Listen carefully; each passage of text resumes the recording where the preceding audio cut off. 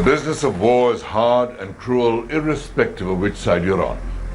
A captured diary of a Pakistani infantry officer described how his company had 71 men when they crossed the LOC and took up positions near Kargil in India.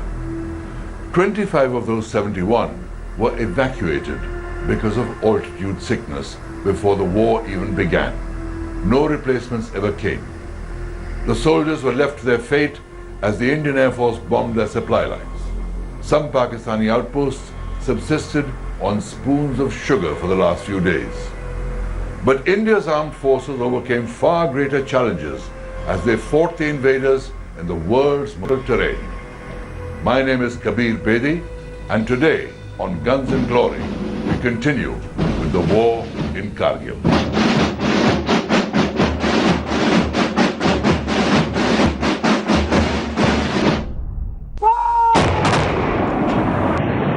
As the Indian Army and Air Force began operations in Kargil, the chief of the Pakistani Army, General Pervez Musharraf, went on an official visit to China. Between May 26th and May 29th, 1999, he had several conversations over the phone with his trusted chief of staff, Lieutenant General Mohammad Aziz. In one of them, General Aziz reported about a meeting chaired by Nawaz Sharif, at which the chiefs of the Pakistan Air Force and Navy complained to Sharif that Musharraf had kept them in the dark about the invasion of the Kargil heights. इस सारे operation की कामयाबी की बुनियादी वजह यही है कि इन्होंने लोगों को नहीं बताया। अगर ये बताया जाता तो हमारा तजर्बा ये कहता है जैसा पहले सारी कोशिशें नाकाम होती रही ये भी नाकाम हो जाती।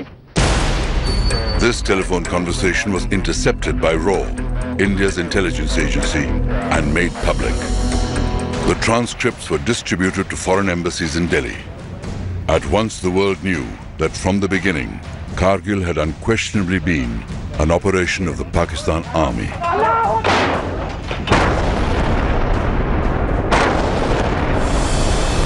पीछे पाकिस्तानी घुसपैठी है वहां से घुसपैठियों को हटाकर सेना के लिए एक बहुत बड़ी चुनौती है पाकिस्तानी सैनिक।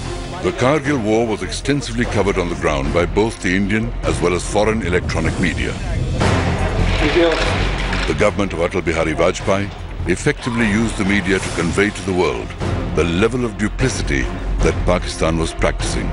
Access was given to the Indian media by the Vajpayee government, but the focus of the Vajpayee government really was, on the body bags, because they wanted to whip up this passion and frenzy. On the battleground, proof was there to see that those on top of the Kargil heights were no Mujahideen infiltrators, as claimed, but regular Pakistan Army units, following commands issued by their Rawalpindi headquarters. Each deadly thrust up the treacherous terrain of Kargil by the Indian Army was broadcast for the nation to see. मेरे ठीक सामने उस पहाड़ी पर घुसपैठियों ने कब्जा जमा रखा है।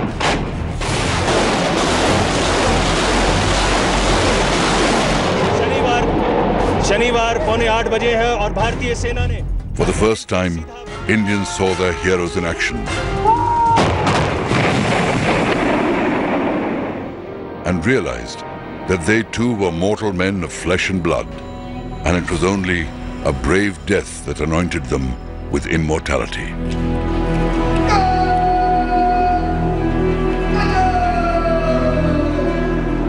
The people who won the Kargil War for us were really the junior officers and the mid-level officers.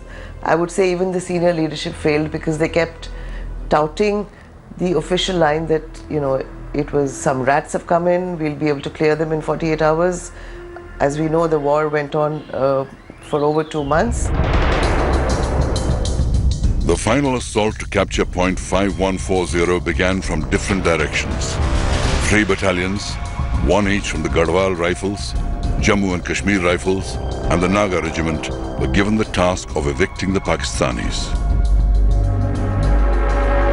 Captain Vikram Batra of the 13 JAK Rifles and his Delta Company were among those tasked with recapturing Point 5140. Nicknamed Sher Shah for his unstinting courage, Captain Batra decided to attack from the rear to surprise the enemy. Vikram Batra's company and another company, Bravo company and Delta company, was supposed to go through and climb a vertical cliff face to point, this 5140, which was the most dominating height in that area. From there they could see for miles around, and tackling that was not a joke. They finally assaulted it from the cliff face. They actually crawled up the cliff, and the Pakistanis were so surprised. They never expected an assault from the side. They were firing from the direction of the gentler slope, this relatively gentler slope where they thought they would come up from. And the entire there was a fierce hand-to-hand fighting there. The entire Pakistani garrison was either killed, most of them fell to their deaths from that steep height in trying to get away. Inspired by the extraordinary courage of Captain Batra, the 13 JAK rifles charged the enemy position and captured point 5140 at 3:30 in the morning on June 20th, 1999. Once we took the Pakistanis off this, thereafter it was, the turning point of that war. It was the turning point of that war. They could not, their artillery observation post officers could not then bombard our lines of communication. The capture of point 5140 set in motion a string of successes like point 5100, point 4700, Junction Peak and 3 Pimples. Captain Batra led his men to even more glorious victories with the recapture of point 4750 and point 4875. One of their boys was hit badly and he was lying in the open and he was crying, "Somebody get me, somebody help me." So one of the JCOs of Vikram Singh, he said, "Sir, I'll get him." Vikram laid a hand on his shoulder and he said, "Tu baal bachedar hai, main shara hu. You are married. Look, I have nobody behind me." He went to get that boy out. He dragged him out, and as he had almost brought him to safety, that is the time the Pakistani sniper shot him through his chest. In the early hours of 7th July 1999, Captain Batra fell in battle while rescuing an injured officer during an enemy counterattack.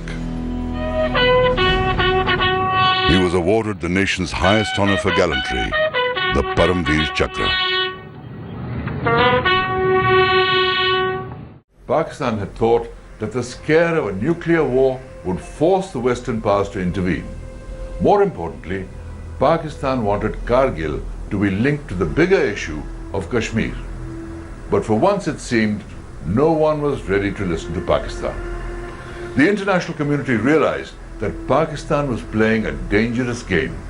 And even Pakistan's traditional allies, Turkey, the OIC, and even China, did not come out in support of Pakistan. In fact, Kargil bust the myth of an all-weather relationship existing between China and Pakistan.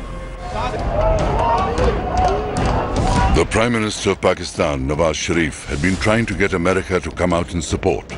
The Pakistan Foreign Ministry kept up a constant litany of how India was violating the sanctity of the LOC. In my lifetime. But on June 15th, President Bill Clinton urged Nawaz Sharif to pull his troops out of Kargil.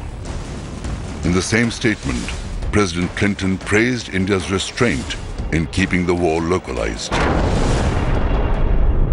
The same United States of America, which wasn't looking at this region till 1998 when we went nuclear, had already started contacting the Vajpayee government. On June 17th, the Prime Minister's security advisor, Brajesh Mishra, went to Geneva to meet the G8 leaders and brief them about Kargil. He also handed over a letter from the Indian Prime Minister for the US President. The letter warned that India's patience was running thin and, if required, India would be forced to cross the LOC and take the war to Pakistan. The decision not to cross the line of control, it had lots of pros and cons, and there are lots of people who felt we should have retaliated across the LC. But when we did not retaliate across the LC and we focused the fighting there, the world lost the casus belli to intervene in this conflict. They could not intervene, and we took 2.5 months, but we methodically sorted them out. India's Vajpayee took the stand that we will not violate the line of control and we will not cross the line of control, and a lot of that was done in conjunction with the US. Right from the beginning of the conflict, India had been very clear that it would respond with force.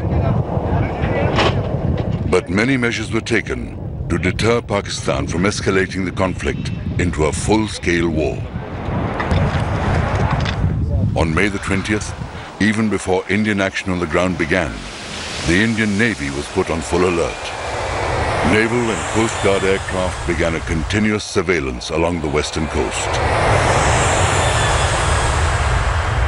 A lot of ships of the Eastern Fleet were brought to the Western Fleet. They sailed out, almost readied themselves to more or less carry out a blockade of, ready to carry out a blockade of Pakistan.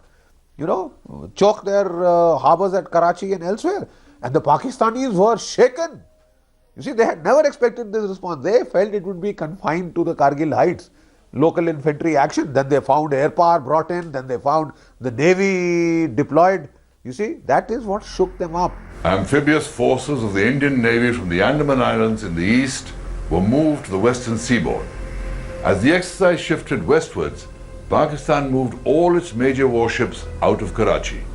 It also had to escort oil tankers from the Gulf, anticipating attacks or a blockade by Indian ships, which limited their supplies. Prime Minister Nawaz Sharif later disclosed that at the time, Pakistan had just 6 days of fuel to sustain itself if a full-fledged war had broken out. While the Navy kept a watch on the sea, the fighting in the mountains intensified. But the all-important Tiger Hill still remained in Pakistani hands.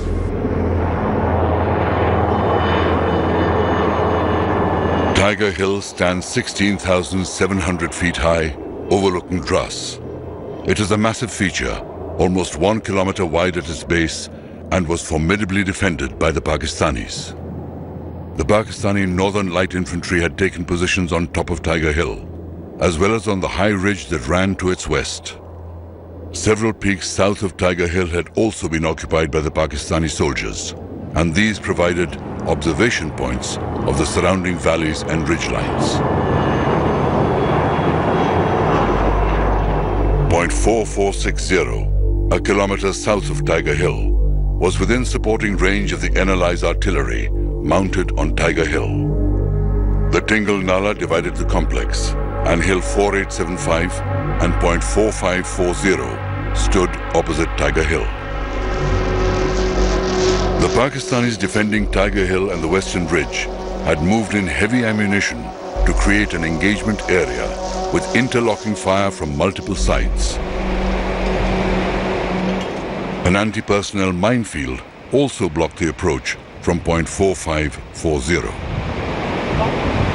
A 12.7mm gun atop Trig Hill, a peak 2 kilometers northwest of Tiger Hill, provided the Pakistanis additional heavy weapon support. Their artillery battery on Point 4388 fired into the engagement area as well. The Indian Army faced a nearly impossible task in recapturing Tiger Hill.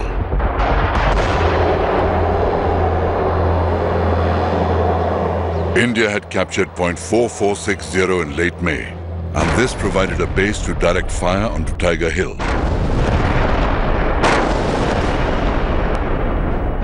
In order to conserve manpower, Pakistan's Northern Light Infantry abandoned Point 4540. Both these positions were to prove critical for India in mounting attacks on the Tiger Hill complex.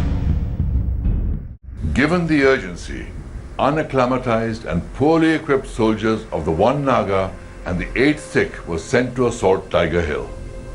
Murderous crossfire from the Pakistani positions inflicted heavy casualties on the Indian soldiers, and the assaults failed. The units surrounded Tiger Hill and dug in to wait. The Pakistan NLI launched counterattacks, but they lacked the numbers to push the Indian battalions off the hill. NLI soldiers even resorted to rolling boulders downhill onto the Indian forces. And then the Indian bombings began.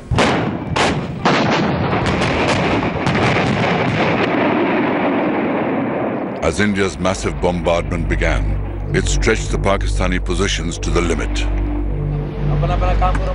India continued pounding the forward slopes of Tiger Hill and the ridge. with as many as 1,200 rounds exploding every 5 minutes.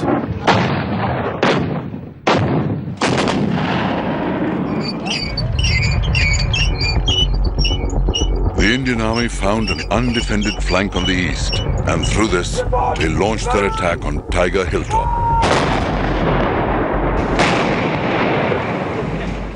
At the same time, a small raiding party penetrated Pakistan's line of defense on the western ridge.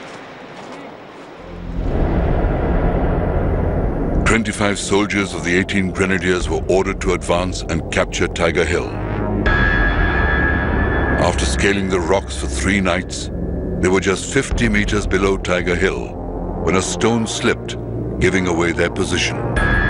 Seeing this, the enemy opened up heavy machine gun, grenade and rocket fire, and in hand-to-hand fight, the team leader Havaldar Madan Lal and 5 soldiers got killed.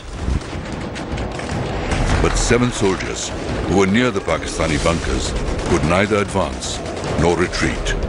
One of them was Grenadier Yogendra Singh Yadav. Sensing the gravity of the situation, Yogendra Yadav wanted to silence the automatic fire of enemy machine gun which was coming from a bunker by throwing a grenade inside it. He mustered up his courage, crawled up to the bunker and lobbed grenades inside the machine gun bunker and killing 4 Pakistanis in it. Yogendra Singh sustained 15 bullet injuries and was the sole survivor of the 7 soldiers of the 18th Grenadiers who stayed on to fight the Pakistanis. यहाँ पैर में हाथ में गोली मारी, last में उसने यहाँ पे गोली मारी। तो 3 दिन तो हो गए थे पहाड़ी में चलते चलते, पूरी पैंट फट चुकी थी पीछे से। तो पर्स रखा हुआ था यहाँ पर, पर्स में कुदरती तौर पर जो है गिलट के 5-5 रुपए के कई सिक्के थे। जब उसने गोली मारी तो वो सिक्के पे लगी तो रिकोचिट होगी गोली, तो मुझे एहसास लगा कि मैं मर गया। जब उसका दूसरा जवान बंदा साथी जो हमारे साथ पास आया वेपन उठाने के लिए, उसने मेरा AK-47 उठाया और वापस मुड़ा, तो मेरी एकदम आंखें खुली ऐसे जैसे नींद से जगा हूँ। अंदर से एक आया कि अब यार अभी तक नहीं मरा, तब मरेगा भी नहीं। मैंने अपना एक ग्रेनेड निकाला और उसके ऊपर ऐसे थ्रो कर दिया। The injured Grenadier Yadav single-handedly kept on fighting and before falling unconscious passed on a vital piece of information. The Pakistanis were about to retreat. For his bravery, Yogendra Singh Yadav was awarded the Paramveer Chakra.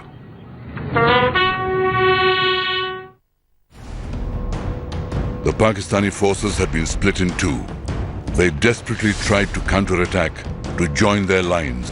On July 8th, facing near certain defeat, the NLI abandoned Tiger Hill, leaving all their dead behind.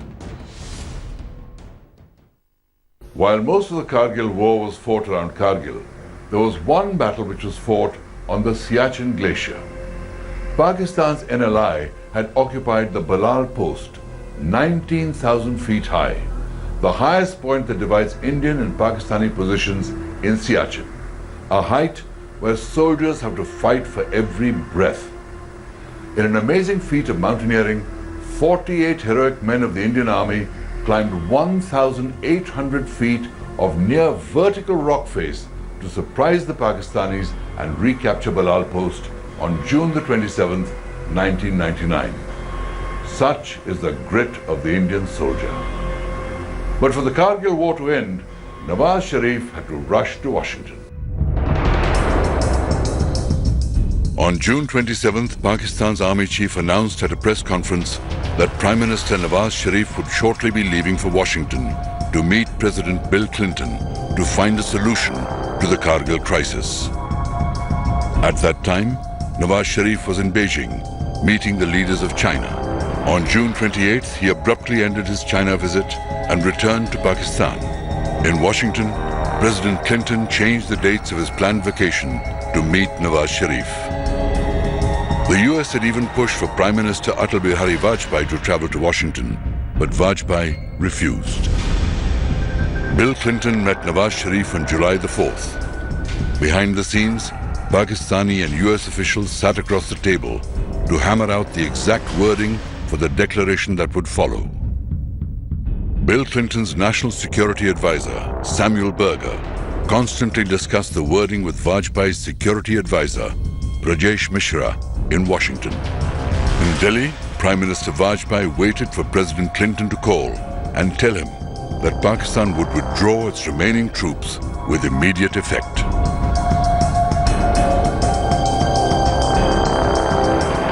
By July 11th, the remaining units of the Northern Light Infantry began pulling back across the LOC as Indian bombardment continued. And Indian troops recaptured key peaks in the Batalik sector. India set a deadline of July 16th for all Pakistanis to return to their side of the line of control. On July the 12th, Nawaz Sharif went on television to explain to his people why Pakistan was retreating from Kargil. The war in Kargil officially ended on 26 July, but it had far-reaching consequences for the future.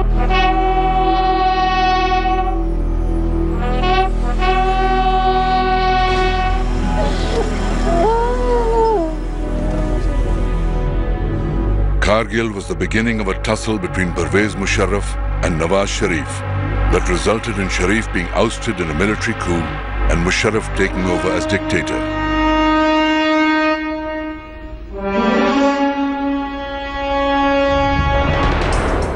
Today, the wheel has turned again, with Nawaz Sharif back in power and Musharraf being tried for treason.